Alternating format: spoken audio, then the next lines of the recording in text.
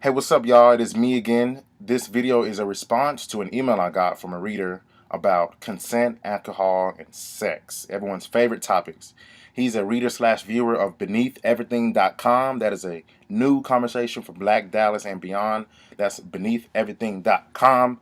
Also, if you haven't already, new Instagram, BeneathEverythingTV, BeneathEverythingTV. Check us out, follow us, share it to your friends. And for my ADHD generation, just hold on 1 second. I'm going to read the email and I will reply to it. So hold on. All right, I'm back. The letter says, "Hey, Bab, keep up the blog, and I look forward to your new site and everything else. I saw you made a Facebook post recently about Nate Parker, and I decided to send this email about a recent change in my life regarding women and alcohol. At a time when rape and sexual assault and domestic abuse has the nation's attention, I decided to take a step back and review some of the relationships I have had in the past. And no means no, and consent. Have I ever committed rape? I don't think so. I do know that consent, the explicit agreement to engage in sexual intercourse, has never occurred. Does that make me a rapist? I'm a 29-year-old, generally attractive, and have never, ever, not even once had a girl tell me no or yes, for that matter. After watching many YouTube videos, where else do you learn about stuff? That's what he has in parentheses. Where else do you know about stuff? Or learn about stuff? About consent. I concluded that by their definition, I have never received consent. Also, by the definition, a woman cannot consent while intoxicated or drinking. That last part was a blow to me because I have had sex before, during, and after drinking, and I assumed it was with consent. I have had only two girlfriends, and I reached out to them over Twitter. They told me that though I did not rape them, as I understand rape, I have pushed them into sex at times when they did not want it. When asked why they did not refuse, they both told me it was because a fear of my reaction, either drop them as a girlfriend or cheat behind their back. Going back in time like that kind of hurt me because I would never want someone I am dating or otherwise to feel as if they have to give me sex upon request, and learning that forced me to look at relationships and consent differently. To wrap this up, thank you, I have decided to not only study more on consent, but to do away with mixing alcohol and dating overall. My question to you is my decision to not mix alcohol and girls to any capacity an extreme position or rational? Thanks, go Cowboys. Hey, man, I think the first problem, and everyone recognizes it, is that you are 29 asking for dating advice from someone younger than you. That's a really big problem. But on a more serious note, I really appreciate you for writing, and I hope you follow us on Instagram, Beneath Everything TV. And I hope you are watching the Nat Turner, the God, biopic when it comes out in theaters, Birth of a Nation, because I will, with as many brothers and sisters I can find. You know, white folks gonna be thinking we going to a concert or a club or something, and P Diddy's in town.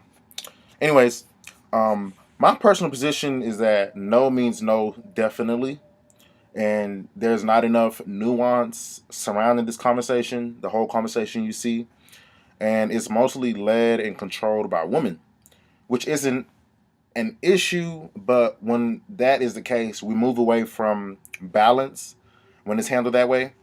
And no one is talking about whether or not it's ethical or legal to have sex with someone who's passed out, right? That's not the question. Though we know it does happen, and that is wrong.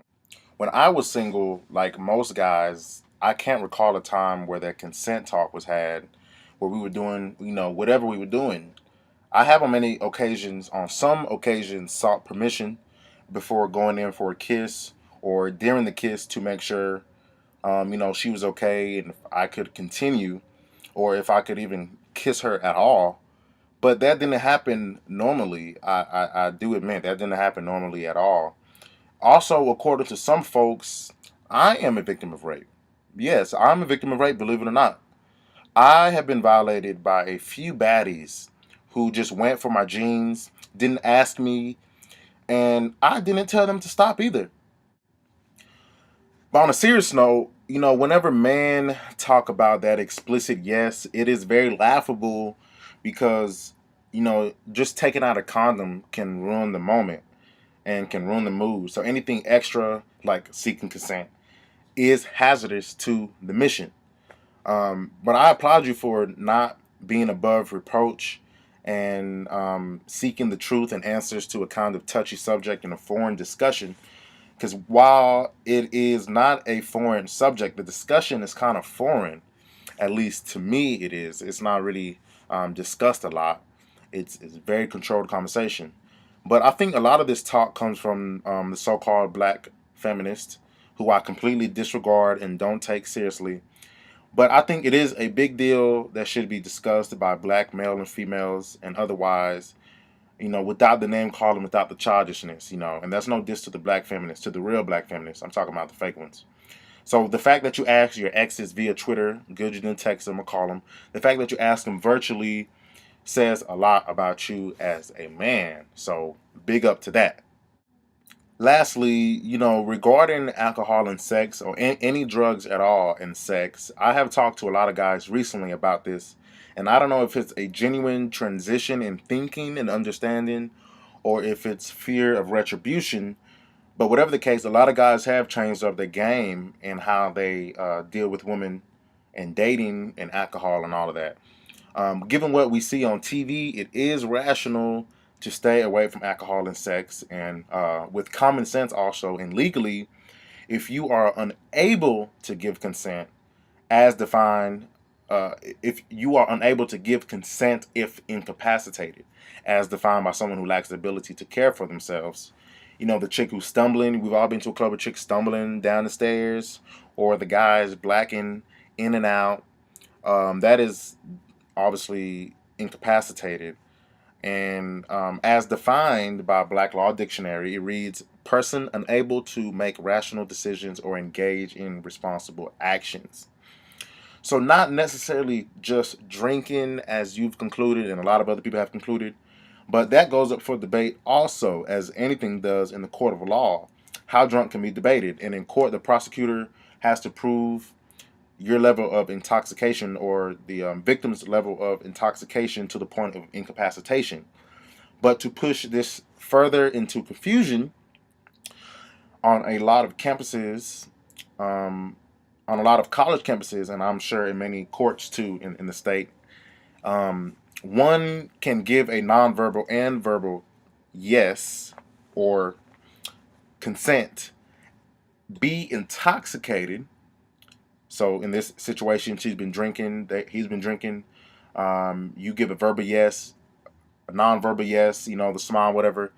But the fact that you are intoxicated, you can still claim rape, or the victim can still claim rape.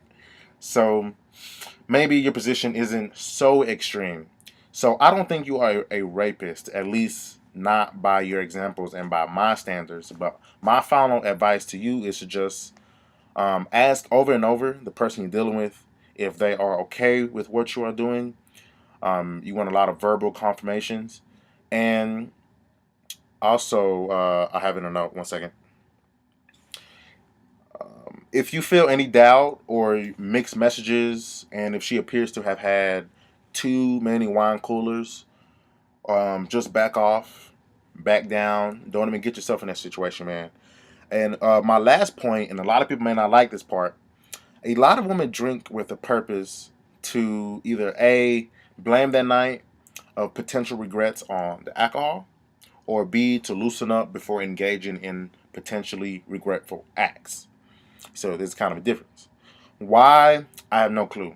I don't know, and women won't tell me, But I am old enough to know this is fact, all caps, and creates more problems and confusion than anything. And the last thing we need in this world is more confusion.